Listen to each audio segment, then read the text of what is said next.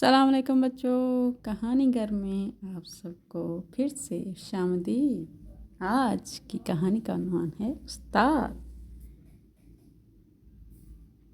انسان دنیا میں کبھی بھی تنہا وقت نہیں گزارتا اور کئی رشتے ناتوں کے ساتھ جڑا رہتا ہے۔ ان میں سے کچھ رشتے اور تعلق خونی ہوتے ہیں، جبکہ بہت سے رشتے اور تعلق روحانی، اخلاقی اور معاشرتی طور پر بنتے ہیں۔ ان میں سے ایک رشتہ استاد کا بھی ہے۔ استاد کو معاشرے میں روحانی والدین کا درجہ حاصل ہے۔ اسلام میں استاد کا درجہ والدین کے مرتبے کے برابر قرار دیا گیا ہے، کیونکہ دنیا میں والدین کے بعد اگر کسی پر بچے کی تربیت کی ذمہ داری عائد ہوتی ہے تو استاد کی ہے، کیونکہ استاد ہی ہے جو ہمیں دنیا میں جینا اور رہنا سکھاتا ہے اور کتابوں کا علم سمجھنے میں مدد دیتا ہے۔ چنانچہ اس لحاظ سے استاد واجب الاحترام شخصیت ہے۔ گویا استاد، معلم یا مدرس کی تعریف اگر ان الفاظ میں کی جائے تو بے جانا ہو۔ استاد لوہے کو تپا کر کندر بناتا ہے، پتھر کو تراش کر ہیرا بناتا ہے، بنجر زمین کو سینچ کر کھلیان بناتا ہے۔ استاد معمار بھی ہے، لوہار بھی ہے اور کسان بھی ہے۔ استاد واجب الاحترام اور لائق تعظیم ہے۔ استاد کا درجہ ماں باپ کے برابر قرار دیا گیا ہے۔ یہ کوئی معمولی بات نہیں۔ ایک زمانہ تھا جب طالب علم حصول علم کی تلاش میں میلوں کا سفر پیدل کرتے تھے، سال ہر سال ملکوں گھومتے تھے، گھر بار سے دور رہ کر اپنے پیاسے من کو سیراب کرتے تھے، استادوں کی مار کھاتے تھے، ڈانٹ بھگتاتے اور سزا جھیلتے تھے، تب کہیں جا کر نگینہ بنتے۔ مگر اس دور کے طالب علم با ادب اور با تمیز ہوتے تھے۔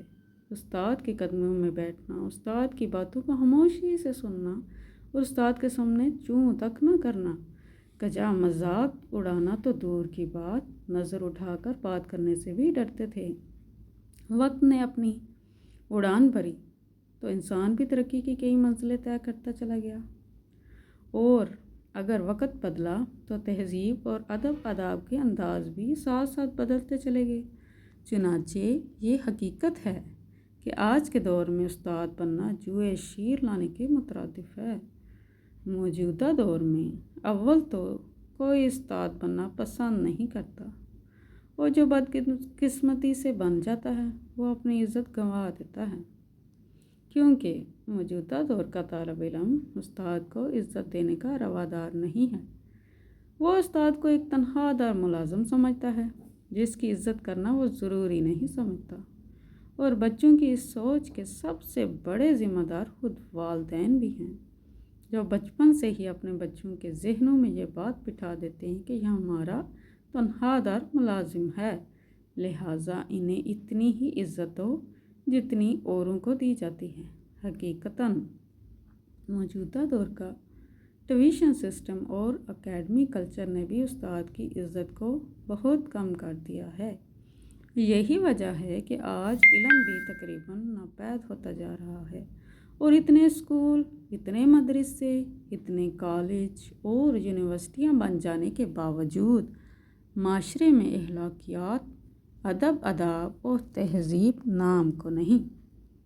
اسلام نے جہاں مسلمانوں پر حصول علم کو فرض قرار دیا ہے، وہاں اسلام کی نظر میں استاد کو بھی معزز مقام حاصل ہے، تاکہ اس کی عظمت سے علم کا وقار بڑھ سکے۔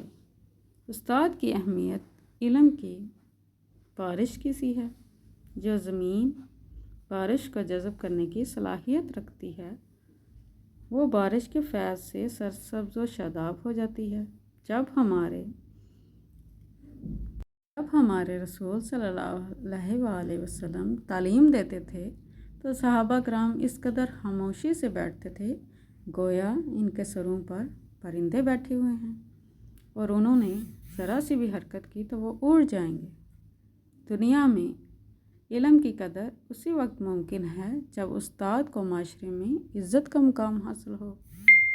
جو طالب علم استاد کا احترام کرنا جانتے ہیں اور ان کی تعلیمات پر عمل کرتے ہوئے استاد کا کہا مانتے ہیں، وہ ہمیشہ کامیاب کامران ہوتے ہیں۔ دنیا میں بھی وہی عزت اور مقام حاصل کرتے ہیں جو انہوں نے اپنے استادوں کو دی۔